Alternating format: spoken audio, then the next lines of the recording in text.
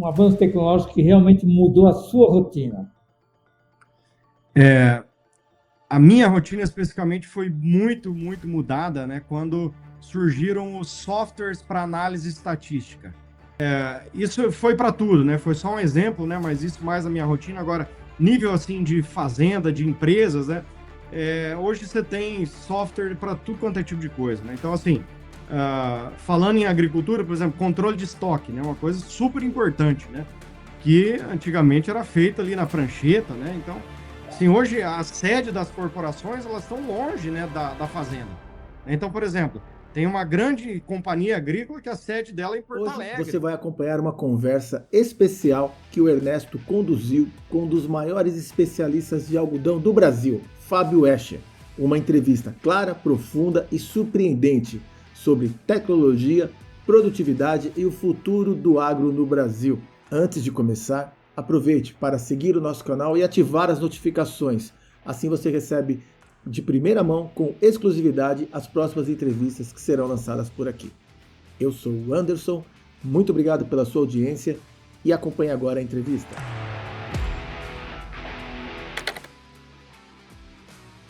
Fábio Escher, é um prazer ter você aqui com a gente, para mais uma entrevista, falar sobre um tema super interessante, agricultura, especializado em algodão, né? Exato. Você também é filho de agricultor e professor, seu pai? Isso mesmo, Ernesto. Fala um pouco aí sobre os teus irmãos, sobre a tua família. Vocês são de Mato Grosso? Bom, obrigado pela oportunidade, é um prazer estar aqui, né, com você e com a sua audiência. Sim, somos filhos de produtores, né, eu e mais 3 irmãos, né, originários do Rio Grande do Sul, mas nos mudamos para Sapezal, no Mato Grosso, né, em 1995, né, na época Sapezal ainda não era nem município, né, pertencia a Campo Novo do Parecis, e muito tempo depois, né, hoje em dia, Sapezal é uma grande potência aí do agronegócio brasileiro, né, toda aquela região ali, né, do Médio Norte mato-grossense aí despontando, né, na produção de grãos e, sobretudo, o algodão, né, que nós vamos falar aqui hoje. E você se tornou uma referência nacional, né, nacional e internacional, no segmento de pesquisa do algodão. Como é que você avalia a competitividade do Brasil nesse mercado que é bem concorrido, né? Tem outros países aí que também são muito fortes. Sim, o Brasil hoje é um grande player, né, da produção de algodão, né? Hoje nós conquistamos a marca aí do maior exportador mundial, né? Então batemos os Estados Unidos desde a safra passada, né? Nos tornamos aí o principal exportador, né? E assim, ainda com perspectivas de boas de crescimento nos próximos anos, né? Hoje o Brasil também, né, é o terceiro maior produtor mundial, né? Somos um grande consumidor, né?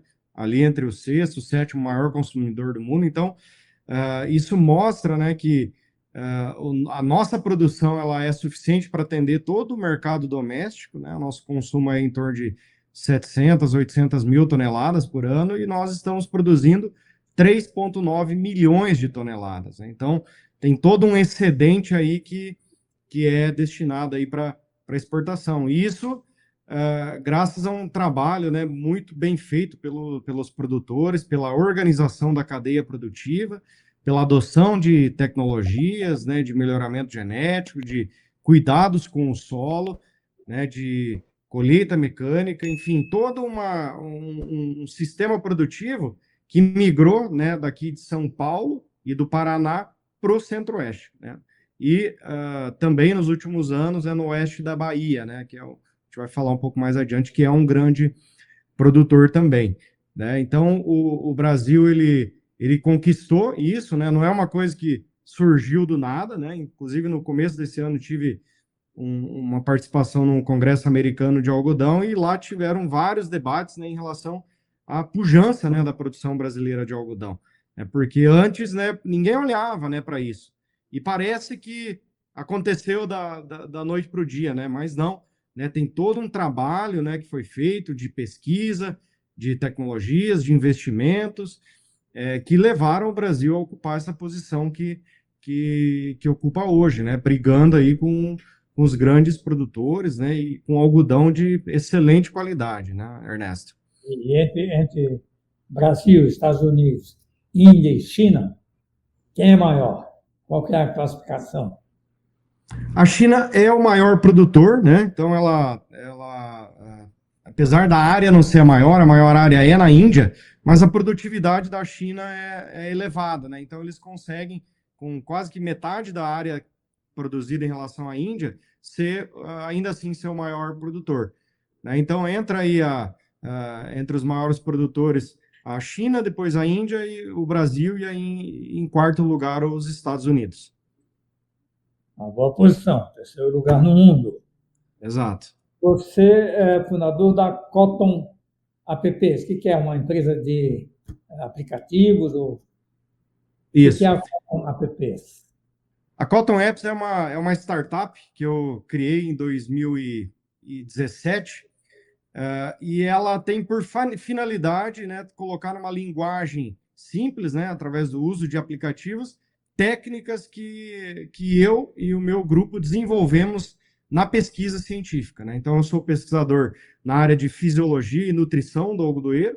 Então, tudo que a gente vai desenvolvendo, né, através das pesquisas de mestrado, doutorado ou de graduação, a gente tenta colocar isso numa forma com que o produtor e principalmente os técnicos, né, envolvidos na produção possam utilizar isso no dia a dia, né? Então, inicialmente, eu tinha criado um aplicativo, mas aí foram vindo ideias e mais ideias, e aí eu falei, olha, um jeito talvez mais prático, né, de fazer isso é criar uma plataforma, e cada vez que eu vou desenvolvendo uma nova funcionalidade, eu vou inserindo isso nessa plataforma, né? Então, desde 2020, que ela foi lançada oficialmente, né, apesar de eu estar trabalhando nela já desde 2016, 2017, a gente já vem conquistando aí um bom número de usuários, né?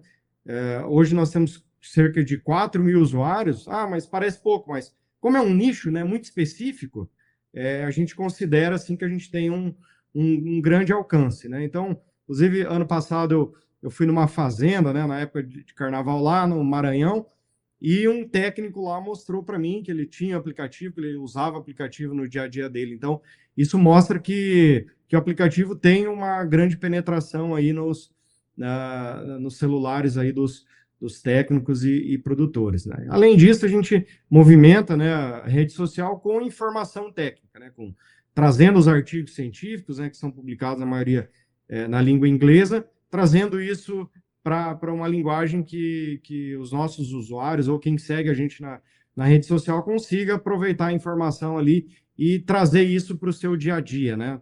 Essa informação aí vindo da pesquisa científica. Isso é através de um site. Você Isso. programa? Não. A equipe programa.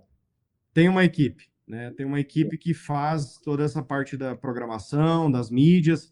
A minha formação é engenheiro agrônomo, né? Então, eu até tentei ir um pouquinho para essa parte da programação, mas falei, vou precisar dar uma pausa muito grande aqui na minha carreira e talvez não é o momento para fazer isso, né? Então, vou deixar para os experts aí, né? E é um site? Como é que chama o site?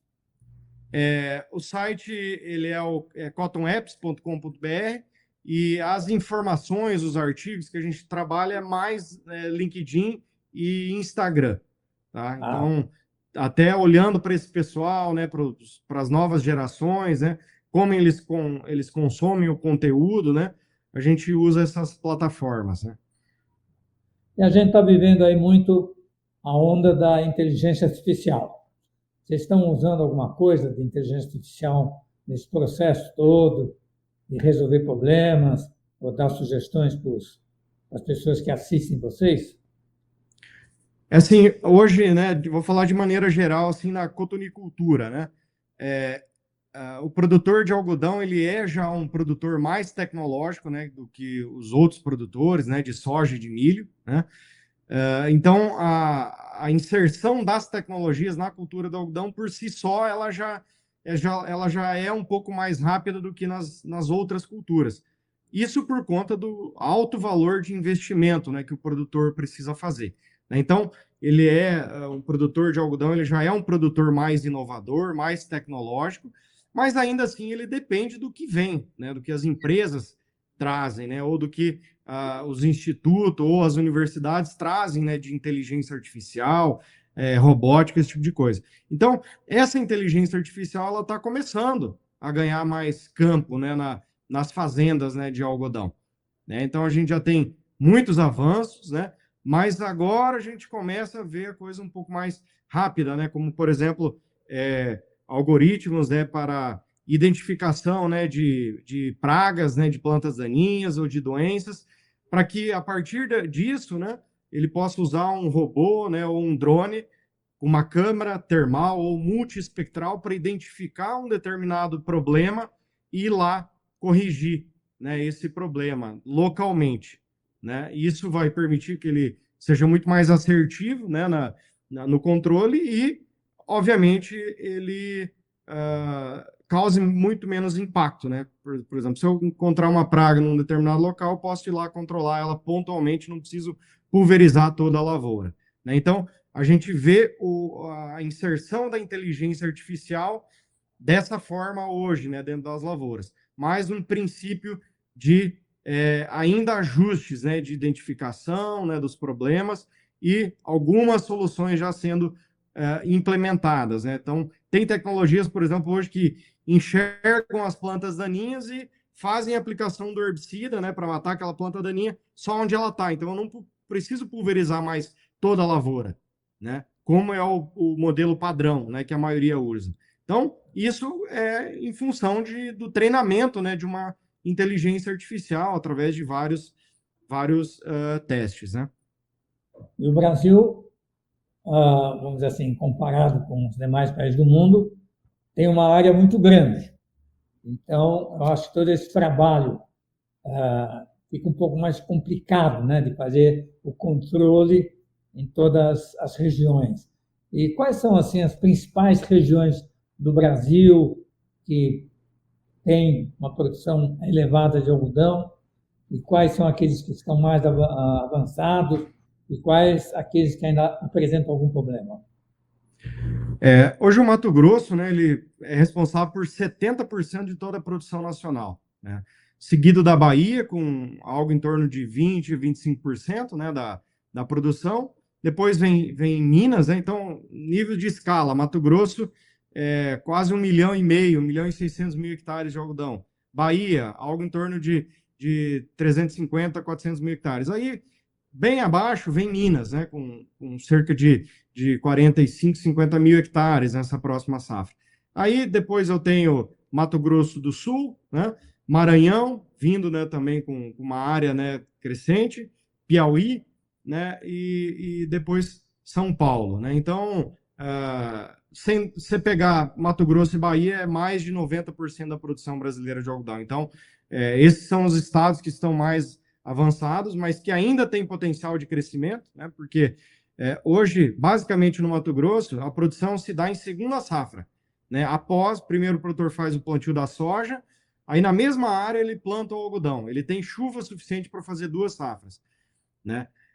Então, hoje, a área de milho, segunda safra, é muito maior que a de algodão. Então, se houver demanda de mercado, os produtores podem aumentar a área de algodão se ele tiver para quem vender esse produto.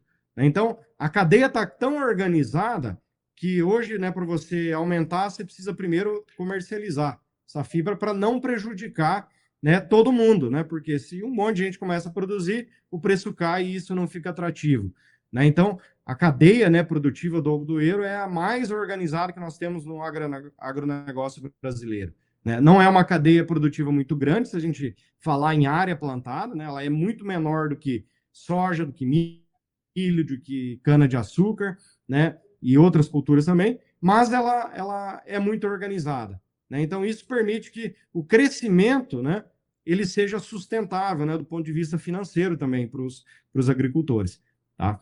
Então, a gente tem estados aí em relação ao potencial de crescimento. São Paulo tem potencial para retomar, já foi o maior produtor, né, de algodão no Brasil há 30, 35 anos atrás, tem potencial para retomar. A região do Mato Piba, né, que a gente chama, né, o Maranhão, o Tocantins, o Piauí, né, a Bahia já é um grande produtor, mas os outros estados têm potencial, né, de expandir as áreas, tanto é que as áreas de expansão agora, elas estão localizadas nessa região, né? Então a gente tem um bom potencial ainda, né, de crescimento desses estados, mas também o Mato Grosso e a Bahia têm potencial de crescimento se houver demanda. Hoje, a nova geração ela tem facilidade em estudar exatamente todo esse processo em faculdades espalhadas no Brasil, nas principais cidades. Tem bastante vaga para que esses jovens possam realmente evoluir nesse conhecimento.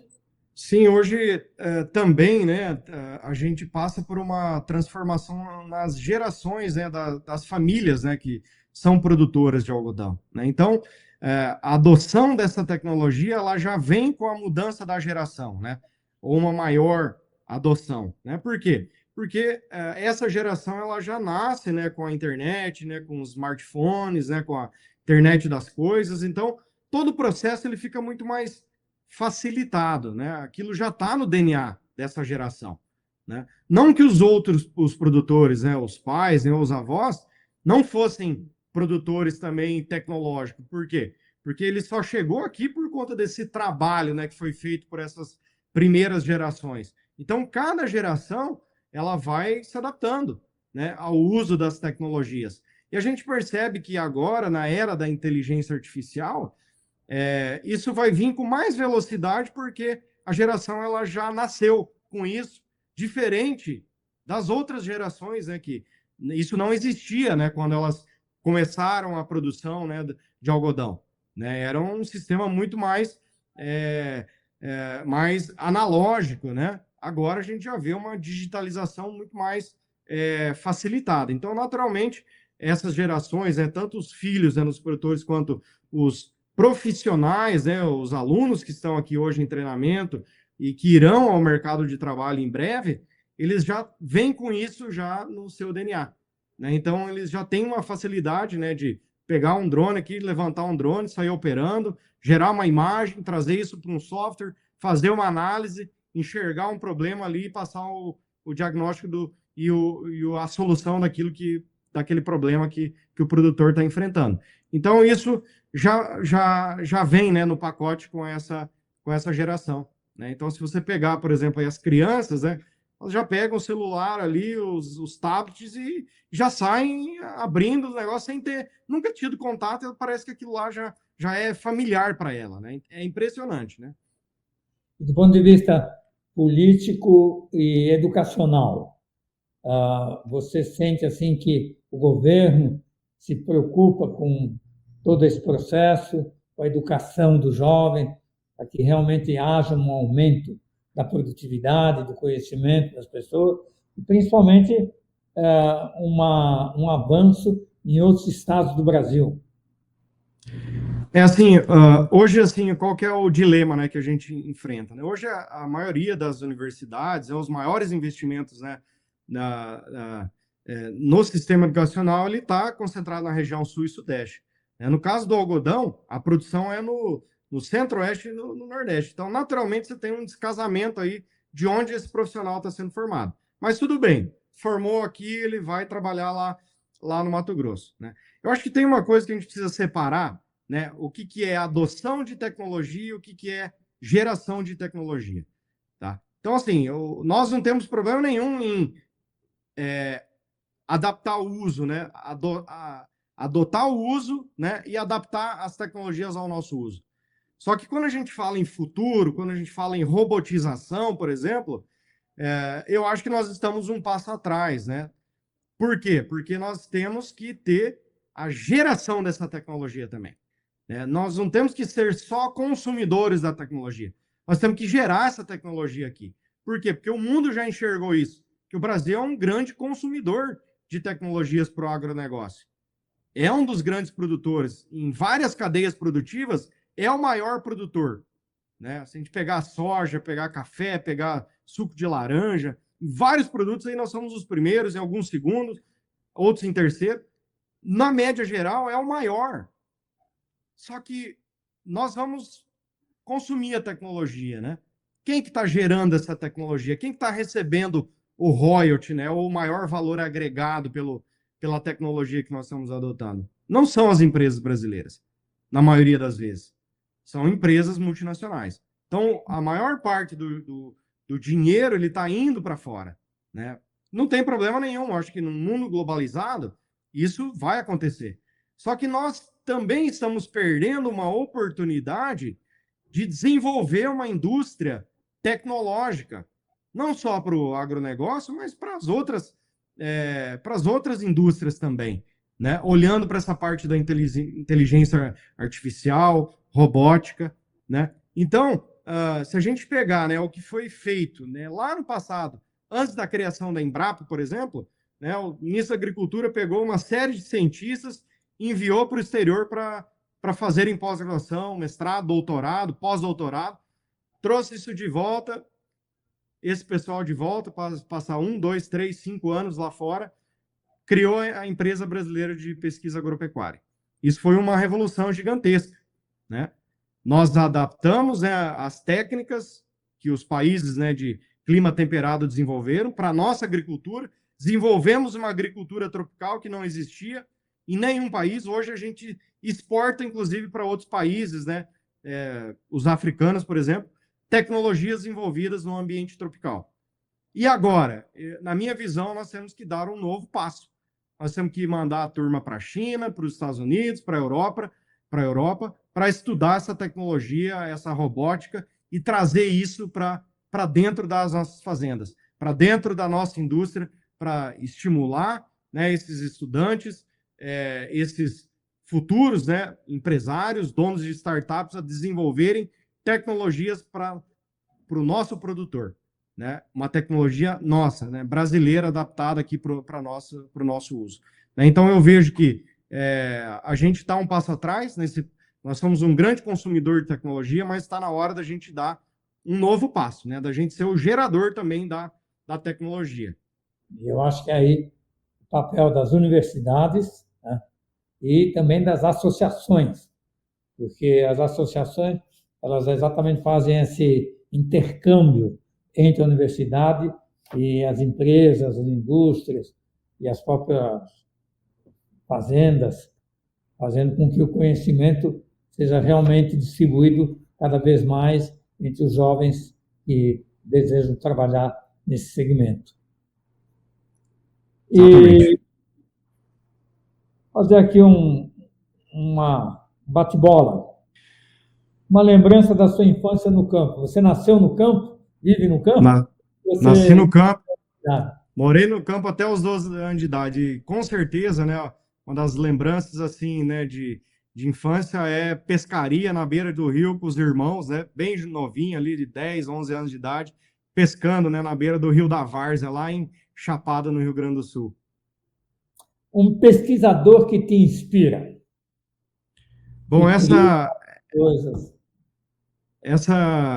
não tem como, né, não citar dois professores. É o primeiro, o professor Ciro Rosolém, que tive a oportunidade de ser orientado de doutorado dele, hoje um dos maiores cientistas, né, da ciência agronômica, né, brasileira, um dos cientistas mais influentes do mundo, né? Foi meu orientador na Unesp, em Botucatu, e hoje eu tenho o prazer, né, de dividir o tempo com ele aqui como colega de trabalho, né, na UNOeste, em Presidente Prudente. E o outro é o professor que foi meu supervisor num período que eu fiz intercâmbio nos Estados Unidos, professor Derek Osterhaus, uma referência mundial em fisiologia do algodão, que é o tema que eu trabalho aqui na minha pesquisa, né? Então, tive a oportunidade de conviver 1 ano, né, com ele lá no laboratório dele, e com certeza são duas referências aí muito importantes aí para minha vida, né, e para minha profissão.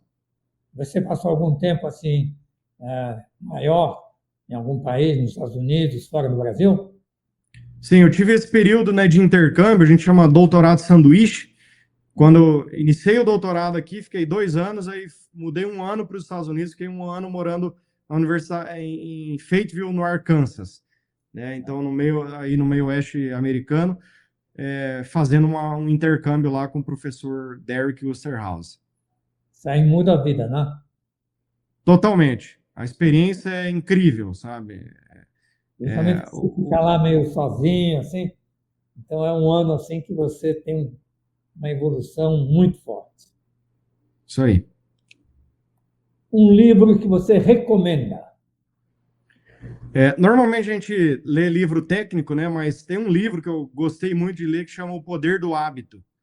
E esse livro ele mostra que quando você coloca, né, alguma atividade ou alguma coisa que você quer, que você almeja, e você coloca isso como hábito, né, como rotina, você tem uma chance maior de conseguir aquilo que você quer, né? Inclusive, ele cita ali, né, nesse livro, um dos exemplos, o Michael Phelps, né, o maior nadador da história, né? Então, a história dele é muito bonita e o hábito dele foi treinar, treinar, treinar, treinar. Então, nesse sentido, o livro, assim, eu já li ele já faz uns 5 anos, eu acho, mas até hoje, muita coisa que tem lá, eu trago ele para a minha vida. Um avanço tecnológico que realmente mudou a sua rotina. A minha rotina especificamente foi muito, muito mudada, né, quando surgiram os softwares para análise estatística, né? Por que isso, né? E eu sei que é um pouco a sua praia, né, Ernesto? A questão dos softwares. Porque os cálculos, né, estatísticos, eles são enormes, são imensos, né? Então, são uma série de passos, né, que você leva, e eu sei porque eu fiz isso na mão também, né? Eu aprendi desse jeito a estatística, e eu sei o quanto isso é lento, é demorado. Então, a gente ganhou muito tempo, né, quando surgiram os softwares, né, de análise estatística. Inicialmente lá no MS-DOS, depois entrando na plataforma Windows, né, e hoje a gente tem vários aí que rodam em iOS, enfim, né, tem softwares abertos, tem tudo quanto é jeito. E cada vez eles são mais aperfeiçoados, né? Então, hoje, inclusive, a plataforma mais usada no mundo, que chama R, ele é um software aberto, né? Então, qualquer um pode criar um pacote de formatação e colocar lá na biblioteca e depois outras pessoas acessarem, né? Então, isso mudou completamente assim, a rotina de análise dos dados, né? Então, isso permitiu que a gente fizesse muito mais experimentos.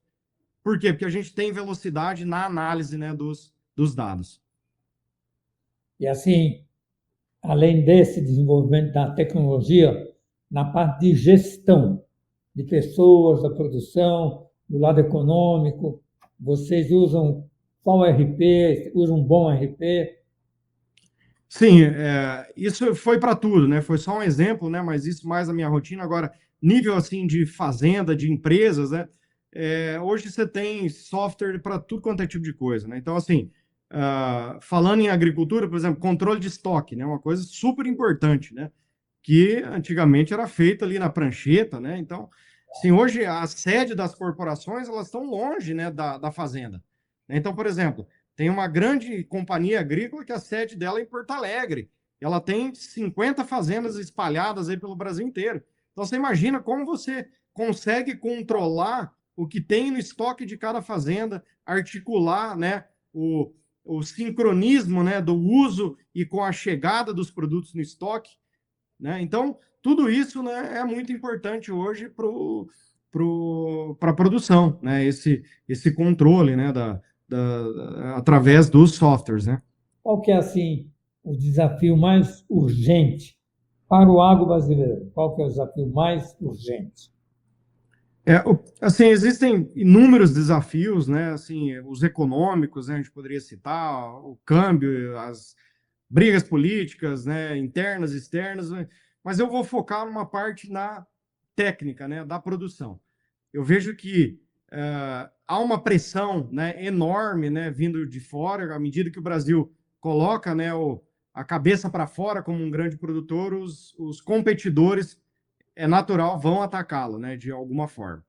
né? Então, há uma pressão, né, em relação à questão ambiental, né? O Brasil faz um bom trabalho, mas nós temos também alguns gargalos aqui, que é a adoção, né, de práticas mais conservacionistas, né, do solo, de diversificação de cultivos, né? Então, hoje as grandes propriedades elas estão basicamente com soja, milho e algodão, né? Nós precisamos de mais culturas, né, para serem exploradas, para eu reduzir os problemas, né, que o produtor tem, né, com pragas, né, com doenças, com plantas daninhas. Então, eu colocaria a diversificação de cultivos como um desafio aí que nós precisamos.